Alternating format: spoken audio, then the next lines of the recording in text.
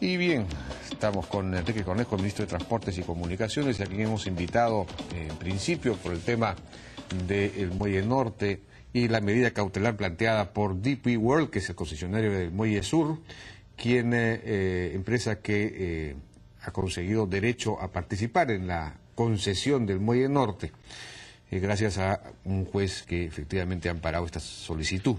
Estamos con el ministro. Buenas noches. ¿Qué tal? Muy buenas noches, gracias por la invitación. Bueno, hay esta autorización, esta medida cautelar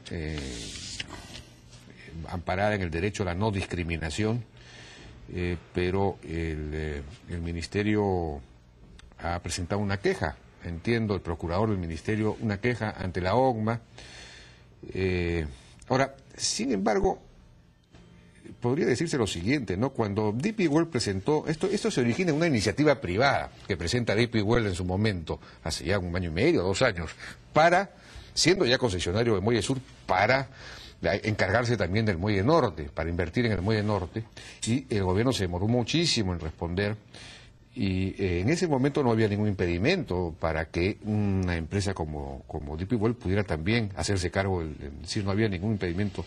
Este impedimento, esta teoría de que en realidad sería monopólica, es una cosa relativamente reciente, pero en realidad, digamos, hay muchos economistas que piensan que la administración de un puerto como el Callao es un monopolio natural, lo que los economistas llaman un monopolio natural, ¿no es cierto?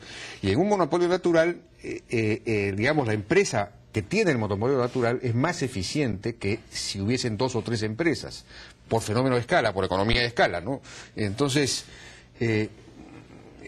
digamos, la argumentación de que esto sería anticonstitucional porque sería un monopolio, en realidad, sí, pues es un monopolio natural. Entonces, digamos, no es fácil sustentar eso ante el Poder Judicial, ¿no? A ver, en principio, estoy asombrado de lo que algunos colegas economistas están afirmando con mucha naturalidad, el monopolio natural. Y Adam Smith se sentiría bastante preocupado por estas afirmaciones. ¿Por qué? Porque quiero... Esto es una categoría en la economía. Sí, pero no es exactamente eso lo que pasa en el puerto, lo voy a explicar. ¿Qué tenemos en este momento? En primer lugar, tenemos una obra nueva, ¿no?, que se ha realizado en el Muelle Sur, que apreciamos y que ha significado poner al puerto del Callao, solo por esa obra, más lo que ENAPU ha podido realizar en tecnología, en una condición que no tenía hace 3 años. O sea, el puerto del Callao es hoy otro puerto que ha empezado un proceso de modernización que tiene que continuar. Primer punto. De manera que nuestra, digamos, impresión de lo que hace DP World como socio del Estado peruano en el Muelle Sur es muy positiva. Nosotros, efectivamente, tuvimos que evaluar una iniciativa privada que presentó DP World y otra iniciativa privada en el mismo sentido que presentó APM Terminals. Y después hubo otro intento, no de iniciativa privada, pero sí que se plasmó en una carta de Hutchinson. Al haber ya 3 propuestas para el mismo objetivo, entonces evaluamos cuál era la mejor alternativa para el terminal norte multipropósito del puerto del Callao, que a diferencia del Muelle Sur, que maneja DP World, es el área no solamente de contenedores, sino también de carga general, minera, etc. Y encontramos, y en eso hay una gran, si no consenso, una gran mayoría de opinión favorable, que la mejor forma de encontrar la participación de la inversión privada era con una fórmula que lo permite la ley de asociación estratégica con las ventajas de la concesión. Y ese fue el primer cambio que hicimos, y por eso las iniciativas privadas... ¿Estratégica? ¿De qué me está hablando? Público-privada, que la ley permite... bueno, ese es el otro tema, ¿no?, fundamental. ¿Qué tiene que hacer ENAPU en este asunto? Un momento. ¿Qué tiene que hacer ENAPU, una empresa del Estado que, habiendo ya empresas concesionarios de nivel global que van a entrar a operar, no es ni siquiera constitucional que una empresa del Estado esté ahí, ¿no? No, a ver, no. Ni siquiera es constitucional. El hecho es que, a diferencia, repito, de lo que DP World hizo, y que estamos muy contentos con lo que ha hecho en el Muelle Sur, en el Muelle Norte o en el Terminal Norte tenemos un puerto en marcha. Podemos calificar con nota 10, 15 o 20 la actuación de ese puerto, pero ese puerto maneja 1 millón de teus y no es la parte que DP World tiene. Y repito, DP World en el Muelle Sur solo es contenedores. Entonces encontramos que la fórmula más adecuada para los intereses del país y del puerto era garantizar una valorización de lo que significaba el trabajo que estaba en marcha. Y así fue aceptado, y de esta forma el propio DP World en agosto del 2010, aquí tengo el comunicado público, este lo he tomado del diario Expreso, del día 16 de agosto del 2010, dice en su párrafo final: DP World es respetuosa de la decisión tomada por el Estado y ratifica su compromiso con el Perú. Se refiere a la decisión tomada por el Decreto Supremo que establece que en los puertos donde ya hay un operador, para propiciar competencia, ese operador no puede participar en un concurso en el resto del puerto. Entonces, lo que queremos es que un operador del nivel de DP World tenga al otro lado un operador consorciado con el Estado que tenga el nivel, el tamaño o más de la capacidad que tiene DP World. Se supone que es para que haya competencia, por ¿no supuesto. es cierto? Pero le vuelvo a preguntar, en una operación como la del puerto, un monopolio natural es más eficiente que dos operadores por fenómeno de escala. Pero además entiendo que todas las tarifas de servicios estándar y especiales están reguladas. O sea que ahí no hay competencia, están reguladas e incluso, según me informan, en las bases para el Muelle Norte está prácticamente todo regulado, mucho más que en el caso del Muelle Sur. Entonces, ¿qué competencia va a haber? Explico eso. Efectivamente, en el contrato en el Muelle Sur hay un conjunto importante de tarifas reguladas. Y esas tarifas han bajado como consecuencia de la competencia que en este momento existe, con desventaja para ENAPU, pero que existe entre DP World y ENAPU. ENAPU ha tenido que bajar sus tarifas y DP World ha bajado sus tarifas. Hemos conseguido el objetivo de que en esa parte haya competencia. La parte que no se dice es que hay un conjunto no despreciable de operaciones que no son reguladas, que son libres. Y cualquier operador que tú invites aquí, Jaime, te puede decir exactamente con ejemplos, con sus casos, cómo funciona. Entonces, en las partes no reguladas, en lugar de que el container esté 2 o 3 días, se queda 7 días.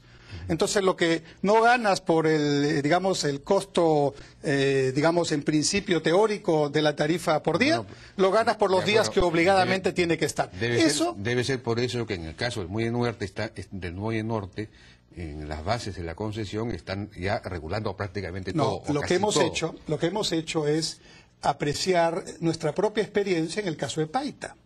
En Paita, el factor de competencia para promover la inversión fue quién trae más inversión. Y ganó el que dijo: yo traigo, además de los 128 millones de dólares de inversión, 100 millones de dólares más. Bueno, la pregunta, al día siguiente todos contentos porque no eran 128 sino 228 millones de dólares. Pero al tercer día, ¿qué pasó? Lo que elementalmente tenía que pasar. El que pone más inversión, al día siguiente quiere recuperarla con la tarifa, a pesar de que todavía no ha mejorado los servicios. Para corregir esa circunstancia que la propia experiencia nos enseñaba que no era la adecuada, nosotros hemos dicho: la inversión es obligatoria. Eso no es factor de competencia. No gana el que pone más inversión. Todos tienen que poner la inversión que hay que poner. Y con disparadores que van en el tiempo regulándose. ¿Cuál es el factor de competencia? ¿Quién me pone la menor tarifa? ¿Quién me saca el container en la menor cantidad de días? ¿Quién me pone más días el container con valor cero o con menor valor? Es decir, la ventaja directa al usuario, exportador, importador y finalmente al ciudadano. Sí, pero las tarifas casi todas están reguladas. No. Entonces, el factor de competencia va en primer lugar, hay 3 elementos. Va en primer lugar a los temas claves, las operaciones claves del manejo de contenedores, donde se produce la competencia justo con el Muelle Sur, y luego va a un conjunto de otras tareas, y eso no es comparable con el Muelle Sur, porque, repito, el Muelle Norte maneja otras cargas: carga general, carga mineral, carga, granelera. Eso ya, el terminal multipropósito norte tiene más tareas que la que el Muelle Sur realiza, particularmente en lo que respecta a containers. Otro elemento importante que hay que corregir de lo que se está diciendo. Se dice, DP World en su iniciativa privada ofrecía 1.300 millones de dólares de inversión. Y yo agrego, APM Terminals ofrecía 1.900 millones de dólares de inversión. Y Hutchison ofrecía en una carta cerca de 2.000 y algo más millones de dólares de inversión. Y ustedes están pidiendo 250. Claro, entonces le dice, ¿cómo es posible que en el concurso se diga alrededor de 300 millones de dólares de inversión? 250. Ok, 250 más otros elementos. 250, pongamos igual. ¿Cuál es el elemento clave para explicar esto? Todas las propuestas de iniciativa privada planteaban esta inversión original como la primera inversión. Es lo normal. Lo primero que hay que hacer es poner en valor el muelle con el patio de contenedores. esa relación muelle-patio es lo primero que los tres planteaban hacer en sus iniciativas 2 y en una carta de intención el tercero. Entonces, esa digamos, inversión obligatoria de la relación patio-muelle es lo que está con esos 250 millones. ¿Y el resto? El resto viene en la segunda etapa, como ellos lo planteaban también, en una segunda etapa. Pero esa etapa no resulta que no está, no es una obligación, no es una... Por el contrario, en el concurso que estamos llevando tiene plazos. En las iniciativas privadas se ponía como un término general que podía... Pero entonces no son 250. No, la inversión que se realizará con los correspondientes disparadores de mercado, al igual que las iniciativas privadas, superará los 2.000 millones de dólares cuando llegue a la etapa final de modernización y crecimiento, arriba del Rompeolas Norte, creciendo el puerto hacia el mar, que es en alguna iniciativa era la séptima etapa, en otra iniciativa era la cuarta etapa, y aquí estamos planteándolo en 3 etapas. De manera que cada etapa tiene su disparado. La primera es de inmediato los primeros 2 años. La segunda va en función del crecimiento del movimiento de contenedores y la otra carga. Y la tercera ya es la expansión, que en los 3 casos coinciden, de la mayor parte de la inversión para crear un puerto hacia el Rompeolas Norte más adelante.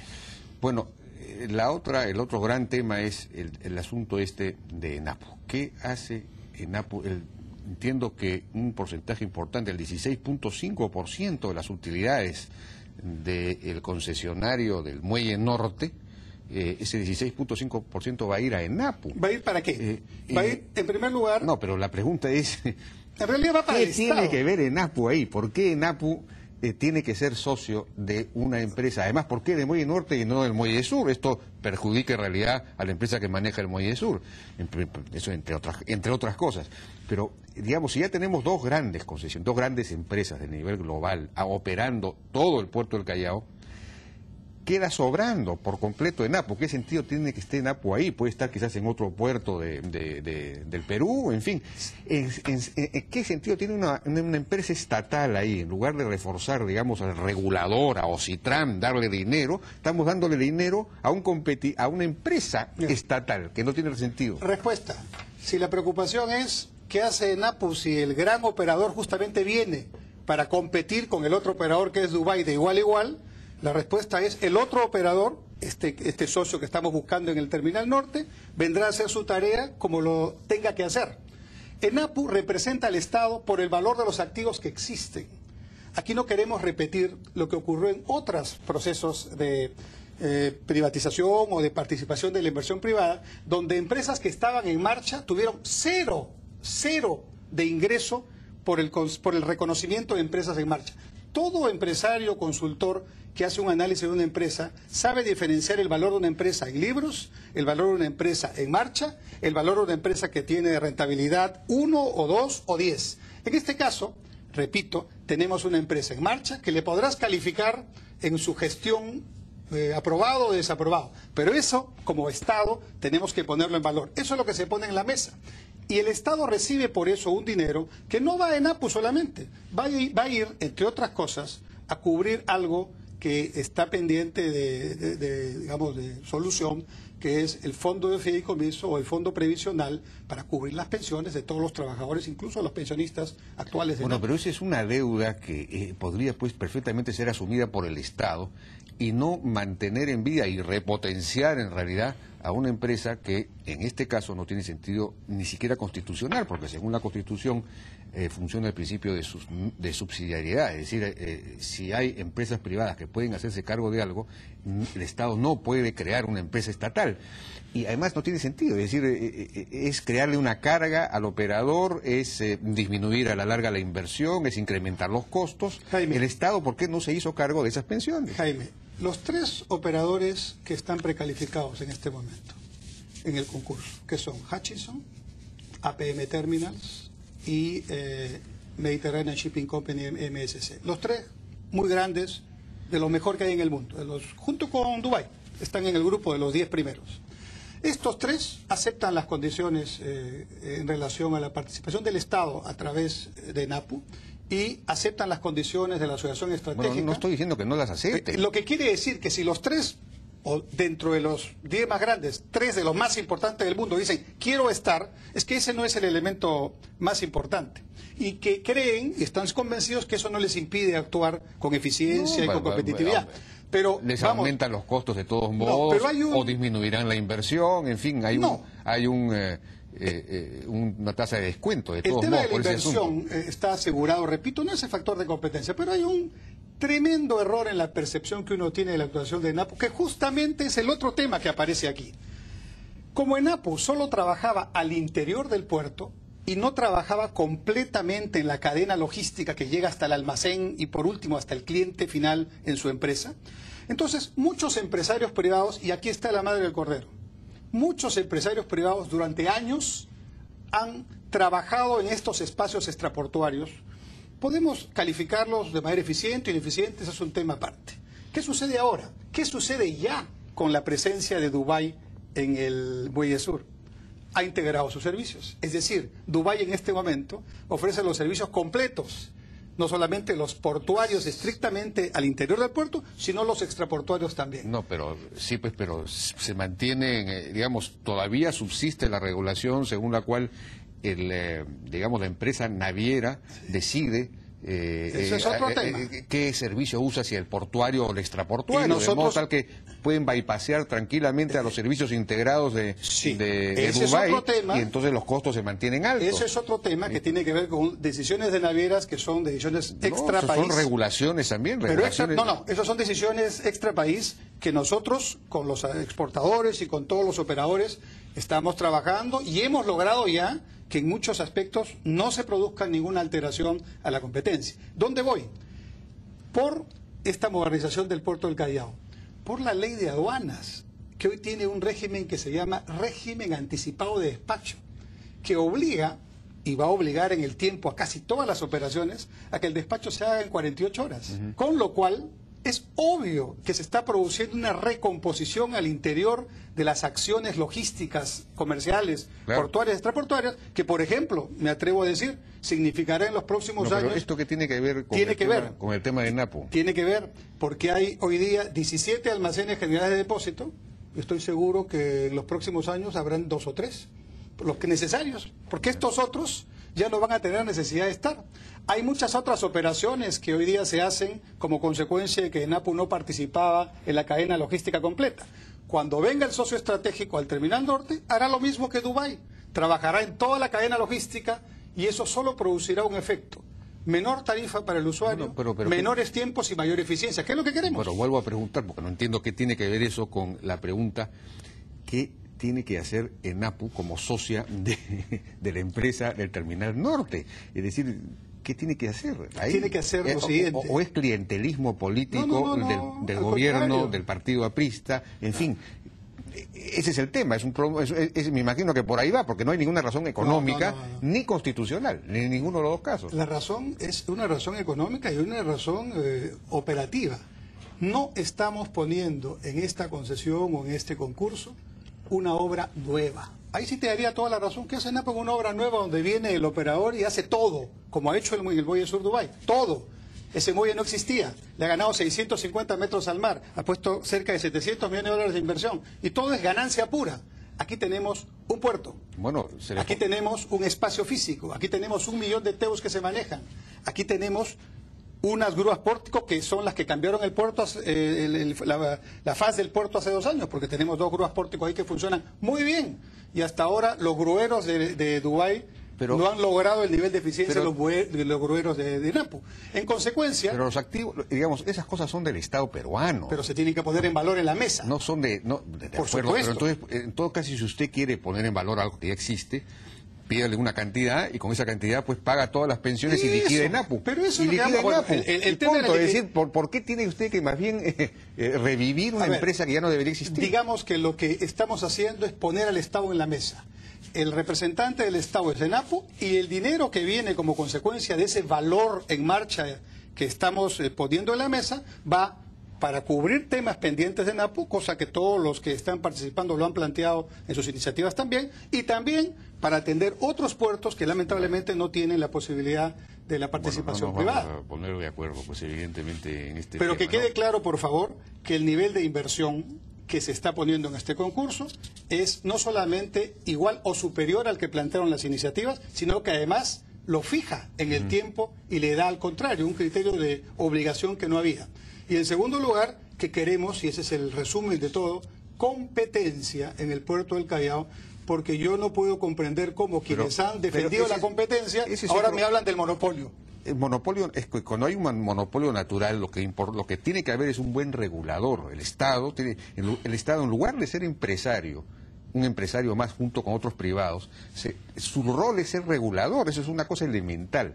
Entonces, ahí a quien hay que fortalecer no es a ENAPU dándole el 18%, 17% de las utilidades, ni a la AEPN dándole el 3% de las ventas, que además creo que ese 3% también se lo quieren dar a ENAPU, ¿no? Ese 3% de los ingresos. El tema de APN es por ley, es un porcentaje que recibe APN de todas maneras. De todas maneras, sí. Pero no, querían pasárselo a ENAPU, también querían pasárselo a ENAPU.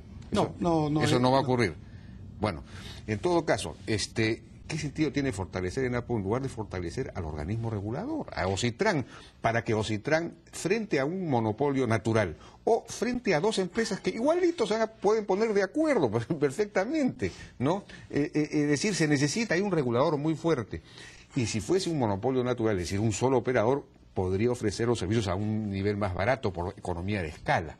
Entonces, en realidad, la opción por la que está optando el gobierno no es una opción necesariamente correcta. Jaime, en el mundo hay puertos, efectivamente, que tienen un solo operador. Y hay puertos que tienen dos operadores. De manera que la teoría del monopolio natural aplicada aquí no es un tema que sea la única receta. Nosotros hemos optado por tener un socio del nivel de Dubái para que tengamos dos operadores de primer mundo en nuestro puerto que hagan del puerto del Callao un puerto hub como queremos todos. Entonces, pero ¿por qué? ¿Por qué no dejemos participar a Dubái, que es el tema por el cual... Está bien, ¿Estás de acuerdo en ese tema? A mí me parece que podría ser un solo operador o podrían ser eventualmente dos. Me parece que uno sería más eficiente, pero en fin. Eso no es el tema principal. El punto principal es ENAPU, ¿no es cierto? Entonces, en lugar de fortalecer ENAPU, hay que fortalecer a OCITRAN, al organismo regulador, que de todos modos va a tener que regular, aun cuando fuesen dos, porque igual se pueden poner de acuerdo, ¿no es cierto? Y de hecho, casi todas las tarifas están reguladas en el caso de... Mi respuesta es, como se los he dicho a todos los participantes en el concurso y a los propios operadores de Dubái, no sigamos diciendo que todas las tarifas están reguladas, porque no es cierto. Las tarifas de contenedores están reguladas, pero otros servicios, me inventan uno que es movimiento de contenedores vacíos, me inventan uno traslado del contenedor del sitio A al sitio B, eso no está regulado. Y pregúntale, Jaime, a cualquier exportador o importador, ¿qué significa eso en sus costos? Y pregúntale si eso lo hace estar contento en este momento de la operación. Cuanto más competencia haya, el único beneficiado va a ser el ciudadano y el exportador e importador, y eso es lo que queremos. Una última pregunta que tiene que ver con esto, pero ya no se refiere a los temas anteriores. El candidato Ollanta Humala ha dicho que en el Callao se proyecta aplicar la misma fórmula del entreguismo del puerto de Paita a un consorcio vinculado a monopolios navieros chilenos. Está muy equivocado el candidato y sus asesores, que además, por cierto, también están en el mismo tema y diciendo las mismas cosas inexactas en diversos medios. En primer lugar, los tres postores, la precalificación ya se cerró. Y los tres postores precalificados son los tres que he mencionado. Y ninguno tiene intereses chilenos. En segundo lugar, el tema de competencia, a diferencia de Paita, no es la inversión está asegurada, sino es el factor de la tarifa y los servicios.